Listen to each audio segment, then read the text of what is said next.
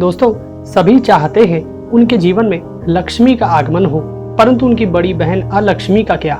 कोई भी अलक्ष्मी का वास अपने जीवन में क्यों नहीं चाहता? फिर लक्ष्मी की बड़ी बहन वास कहाँ करती है? चलिए जानते हैं। इस कथन का वर्णन लिंग महापुराण में उत्तर भाग के 6 अध्याय में मिलता है। दोस्तों, आदि तथा अंत से रहित जगत के स्वामी नारायण विष्णु ने प्राणियों को व्याह मोह में डालने के लिए इस जगत को 2 प्रकार का बनाया है।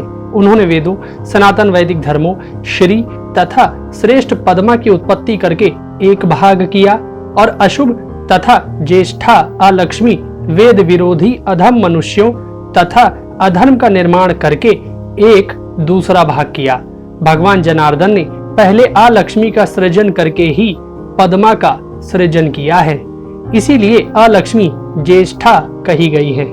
अमृत की उत्पत्ति के समय महाभयंकर विष निकलने के पश्चात पहले वे ज्येष्ठा अशुभ अलक्ष्मी उत्पन्न हुई।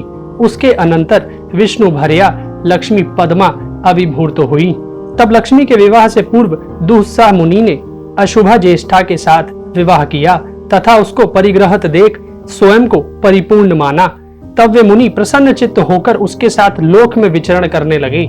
जिस स्थान पर विष्णु तथा शिव के नाम का घोष तथा वेद ध्वनि होती थी, हवन का धूम दिखता था अथवा अंगों में भस्म धारण किए हुए लोग रहते थे, वहां पर वह अलक्ष्मी भयातुर होकर अपने दोनों कान बंद करके इधर उधर भागती हुई जाती थी। उस ज्येष्ठा को इस प्रकार के स्वभाव वाली देखकर मुनि दुस्साह उद्विग्न हो उठे। इसके बाद वे महामुनि उसके साथ घोर वन में जाकर कठोर तप करने लगे। वे सोचने लगे कि कन्या का प्रतिग्रह भविष्य में नहीं करूंगा। ऐसा कहकर वे मुनि योग ज्ञान परायण हो गए। कुछ समय बाद उन मुनि ने मार्कंड जी को देखा। उन महात्मा मुनि को प्रणाम करके मुनि दुस्साह ने कहा, हे भगवान, मेरी यह भार्या मेरे साथ कभी नहीं रहेगी। मैं क्या करूं? अपनी इस भार्या के साथ कहां जाऊं और कहां ना जाऊं? इस पर मार्कंड जी बोले, आकीर्ति सर्वत्र अशुभ से युक्त रहती है। यह अतुल्य अलक्ष्मी ज्येष्ठा इस नाम से पुकारी जाती है। जहां वेद मार्ग का अनुसरण करने वाले लोग रहते हों, वहां तुम कभी भी प्रवेश मत करना। उनके धन आदि ग्रहों में, उद्यान में तथा गोष्ठों में कभी भी प्रवेश मत करना, क्योंकि विकराल अग्नि ज्वालाओं तथा हजारों सूर्यों के समान तेजोमय अत्यंत उग्र विष्णु चक्र उन लोगों के अमंगल का सदा नाश कर देता है। जिस घर में स्वाहाकार तथा वष्टाकार होता हो तथा जहां पर सामवेद की ध्वनि होती हो, उसे छोड़कर अन्यत्र चले जाना। जो लोग नित्य वेदाभ्यास में संलग्न हो, नित्य कर्म में तत्पर हो, उन्हें दूर से ही त्याग देना। जिनके घर में अग्निहोत्र होता हो, जो लोग नित्य तथा नैमित्तिक यज्ञों के द्वारा महेश्वर की आराधना करते हैं, जो लोग वैदिकों, गौओं, गुरुओं तथा अतिथियों की नित्य पूजा करते हैं, उनके पास मत जाना। इस पर दुस्साह बोले, हे मुनिश्रेष्ठ, जिस स्थान में मेरा प्रवेश हो सके उसे आप मुझे बताइए, जिससे आपके वचन से मैं भय रहित होकर इनके घर में सदा प्रवेश करूं। तब मार्कंड जी बोले, जिसके घर में वैदिकों, द्विजों, गौओं, गुरुओं तथा अतिथियों की पूजा ना होती हो और जहां पति पत्नी एक दूसरे के विरोधी हो, उसके घर में तुम निर्भय होकर अपनी भार्या साथ प्रवेश करो। जहां पर त्रिदेवों की निंदा होती हो, वहां तुम भय रहित होकर प्रवेश करो। जहां भगवान वासुदेव के प्रति भक्ति ना हो, जहां सदा शिव ना स्थापित हो, जहां मनुष्यों के घर में जप होम आदि ना होता हो, जहां लोग दुष्ट आत्मा वाले पुरुषों के साथ रहते हो, वहीं पर तुम अपनी भार्या के साथ सदा प्रवेश करो। जहां वेद ध्वनि, गुरु पूजा आदि ना होता हो, उन स्थानों पर और पितृकर्म, श्राद्ध आदि से विमुख लोगों के यहाँ अपनी भार्या सहित निवास करो। जिस घर में रात्रि वेला में लोगों के बीच परस्पर कलह होता हो, वहां तुम भय मुक्त होकर इसके साथ निरंतर निवास करो। जिसके यहाँ जप आदि ना होता हो, अपितु निंदा होती हो, वहीं पर तुम निर्भय होकर प्रवेश करो। जिसके घर में अतिथि, श्रोत्रिय, गुरु और गाय ना हो, वहां तुम अपनी भार्या सहित निवास करो। जहां बालकों के देखते रहने पर उन्हें बिना दिए ही लोग भक्ष्य पदार्थ स्वयं खा जाते हो, अथवा पूजन न करके तथा विधि पूर्वक हवन न करके जहां लोग रहते हो, वहां तुम सदा निवास करो। जिस घर में या देश में पाप कृत्य में संलग्न रहने वाले मूर्ख तथा दयाहीन लोग रहते हो, वहां पर तुम प्रवेश करो।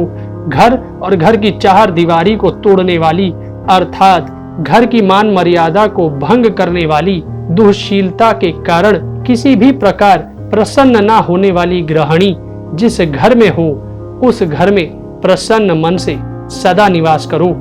जहाँ कांटेदार वृक्ष हो, जहाँ निष्पाव शेम आदि की लता हो और जहाँ पलाश का वृक्ष हो, वहां तुम अपनी पत्नी सहित निवास करो। जिनके घरों में अगस्त्य, आक आदि दूध वाले वृक्ष, बंधुजीव, गुलदुपहरिया का पौधा, विशेष रूप से करवीर, नंद्यावर्त, तगर और मल्लिका के वृक्ष हो, उनके घरों में तुम पत्नी के साथ प्रवेश करो। जिस घर में अपराजिता, अजमोदा, निम्ब, जटामानसी, बहुला, नील का पौधा, केले के वृक्ष हो, वहां पर तुम सपत्नी प्रवेश करो। जहां ताल, तमाल, भल्लात, इमली, कदम्ब और खैर के वृक्ष हो, वहां तुम अपनी भार्या के साथ प्रवेश करो।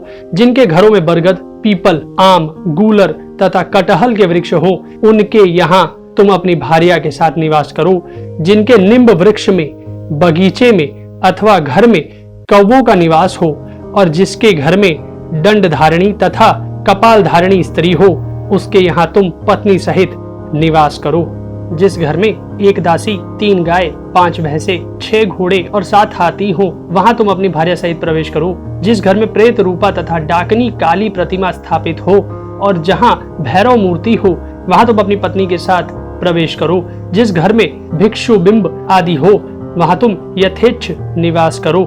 सोने, बैठने, भोजन तथा भ्रमण के समय में जिनकी वाणी, जिह्वा सदा भगवान के नामों का उच्चारण नहीं करती, उनका घर सतपत्नीक तुम्हारे निवास करने के लिए मैं बता रहा हूँ। जहाँ दंभ पूर्ण आचार में निरत रहने वाले, श्रुति तथा स्मृति से विमुख रहने वाले नास्तिक तथा शठ लोग हों, वहां पर तुम पत्नी सहित निवास करो।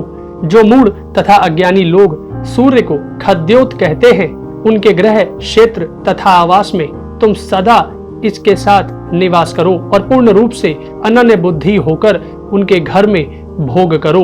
जो मूर्ख तथा ज्ञानी लोग अकेले ही पका हुआ अन्न खाते हैं और स्नान आदि मंगल कार्यों से विहीन रहते हैं, उनके घर में तुम प्रवेश करो। जो स्त्री शौचाचार से विमुख हो, देह शुद्धि से रहित हो तथा सभी भक्ष या भक्ष पदार्थों के भक्षण में तत्पर रहती हो, उसके घर में तुम नित्य निवास करो।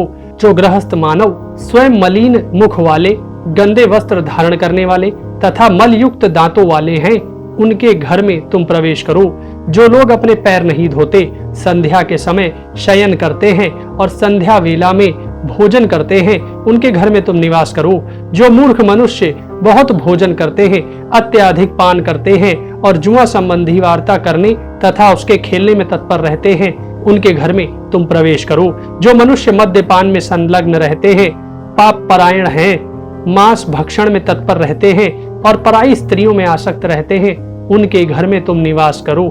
जो लोग पर्व के अवसर पर भगवान की पूजा में संलग्न नहीं रहते, दिन में तथा संध्या के समय मैथुन करते हैं, उनके घर में तुम निवास करो।